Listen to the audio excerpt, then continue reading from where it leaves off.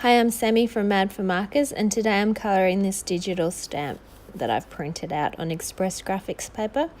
So I'm mapping out where I want my shadows. I'm starting with my lightest colour, which is my E00. I'm just going very simple with the light source coming straight on, so that's why I'm shading around the outsides of the face.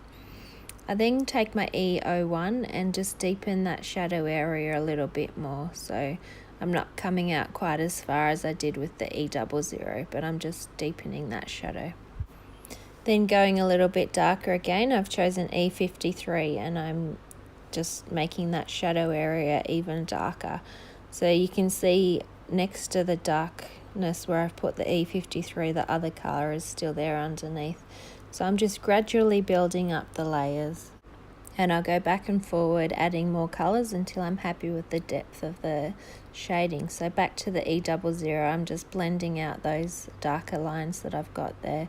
And as you can see, I'm coming further out into his face and adding more of a base layer there. So the middle of his face will be basically mostly E00.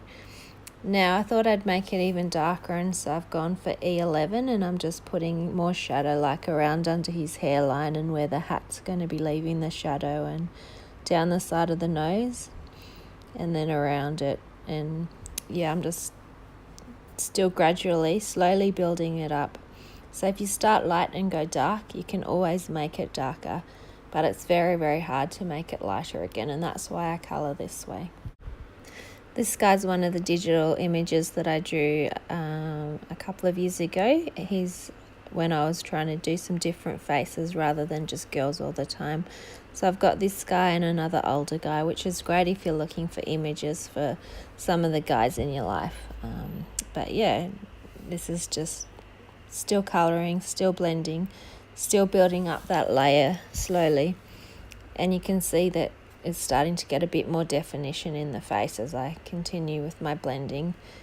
So I'm back to the E00 again now, just softening, smoothing. Now the BV000, is the one that I use to add in a bit more purple shadows into the face, and that just gives it a bit more natural look. So I'm just putting it into the very depths of those shadows and coming out a little bit further on some of them, and then back with the E000 just to soften that line. Just adding a bit of colour into the lips there. I'll come back to that later, but then onto his jacket. So his jacket, I'm using my favourite red combination, which is R24, R46 and R59. And you can see here I've got my lightest marker out, which is the R24, and I'm adding in the shadows. This is where all the shading will be, and I'll come back in later and cover over the white area, but just mapping out where I want that definition to become. So then the R46, the shadows, and you can see I'm not bringing this darker marker in all the areas out quite as far as the R24 came. So I've decided to do his hat band as well with the R46 here. So as I said before, the light source is coming straight on, so it's going to be lighter in the middle of that hat band. Then with the R59, I'm putting the marker into where I want my darkest shadows to be. So you can see there that there's the three distinct colours showing up at the moment. I'll come back down through them and you won't be able to notice that harsh line as much. So I've now gone to my R46 and I'm blending out that R59 in all the areas. And remember, this is double speed, so I'm not actually colouring this quickly. It's just so that we can get it all into the video without it taking an eon for you to watch. After I've blended out with my R46, I'll then go back to my R24 again, and then I'll blend out the rest, and I'll put this one into the white areas. So before I left them white so that they would be the lightest of my red, but now the red's coming in and you can see that it just softens that blend and you don't see the distinct lines as much in between the three colours.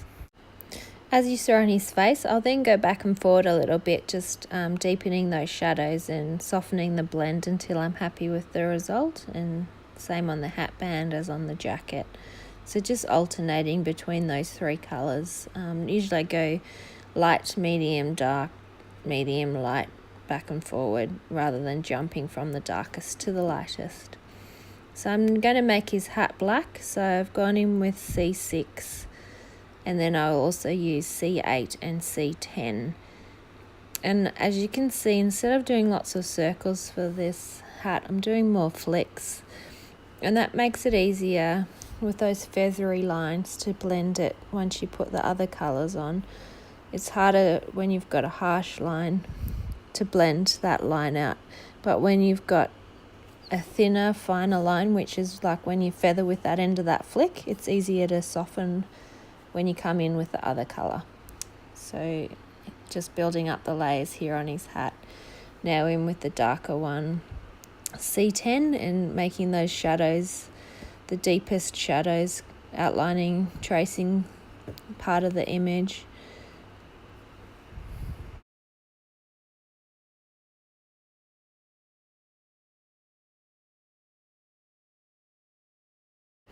Then back to the C8, just softening that, blending it out, back to the C6, and once again covering the rest of that area that I'd left white.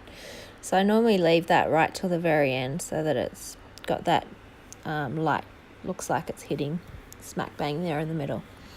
Now onto his hair, I'm doing flicks. This is the feather flicking again for the hair, and the more individual flicks you do, the more different colours you put in there, the more it looks like individual strands of hair. So he's a bit ruggedy looking, so I'm not worried about blending the hair so much as just putting some different colours of flicks in there.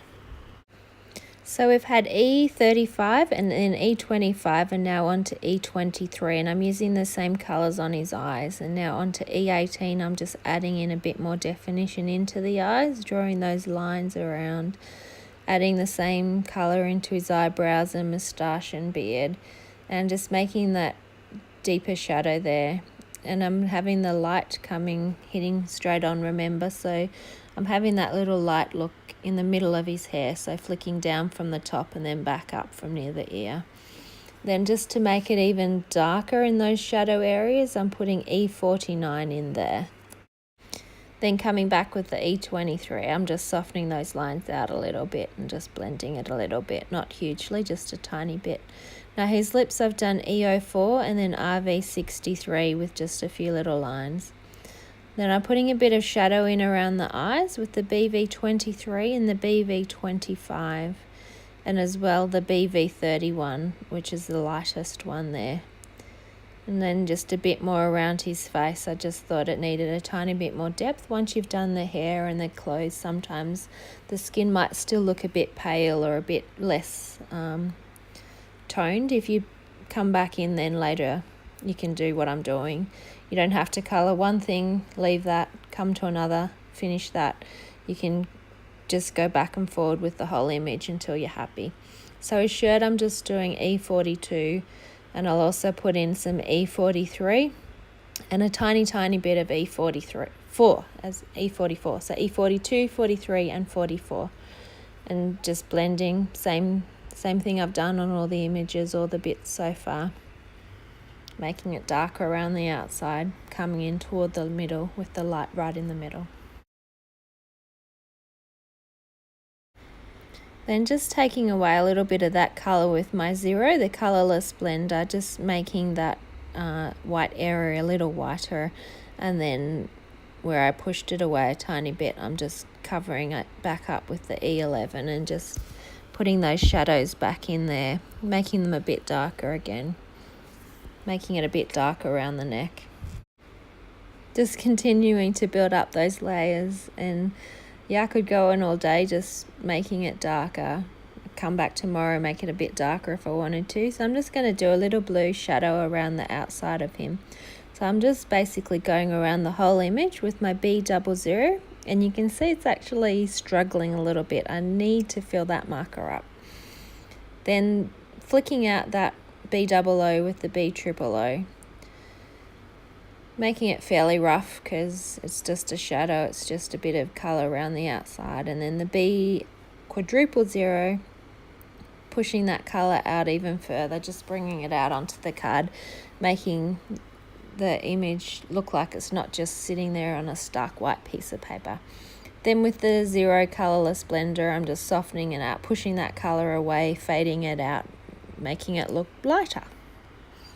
This is a really easy background to do around your stamped images, and yeah, you can see I've thought I wanted a bit darker around the outside of the man just so that he stands out a little bit more. So I've gone in with my B12 and I'm just deepening that line really close to him so it looks like he's sitting out from the blue a bit. Then back with the B00 just to soften that B12 out, just blending it back to what's there. And then even slightly darker again with the B14, very close to him, not putting down nearly as much as I had with the other colours, but just sort of tracing that image with the B14, just making it even deeper blue behind him. So yeah, just continuing to trace around him, making that shadow deeper, and then I'll come back in and blend it out again with the B00 and the 0. I hope you found this video useful today. Maybe you've seen a colour combination that you've never used before, or you've seen a new technique.